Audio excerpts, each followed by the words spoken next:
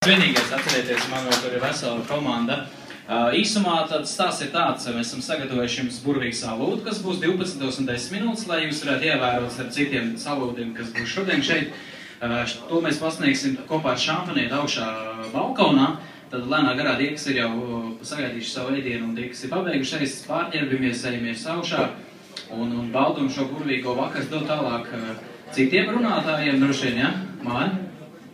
Jā, labvakar. Šī ir tāda unikāla iespēja, kad restorāns bibliotēka ir devis vārdu ne tikai saviem vadītājiem, bet arī klientiem. Un mēs no savas puses kopā ar manu draugu Juri gribam pirmkārt pateikt lielu paldies par šo brīnišķīgo vakaru.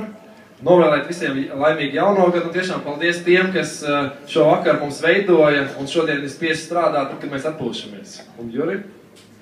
Katrā ziņā es gribu pateikt paldies Mārim ne tikai par šo vakaru, bet par visu gadu, jo visu gadu es godīgi nācis un ēdis visu to, ko viņš taisa un dzēris arī to, ko piedāvā ļoti garšīgi. Es jums iesaku nākt ne tikai jaunā gadā, bet arī visu gadu.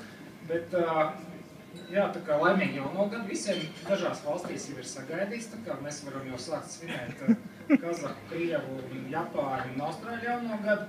Latviešu jaunais gads pēc 15 minūtēm apmēram. Aicinām visus augšā, šampānietis un viss pārējais, kā vienmēr būs garšīgi un jautri. Ballī turpinās laimīgi jaunā.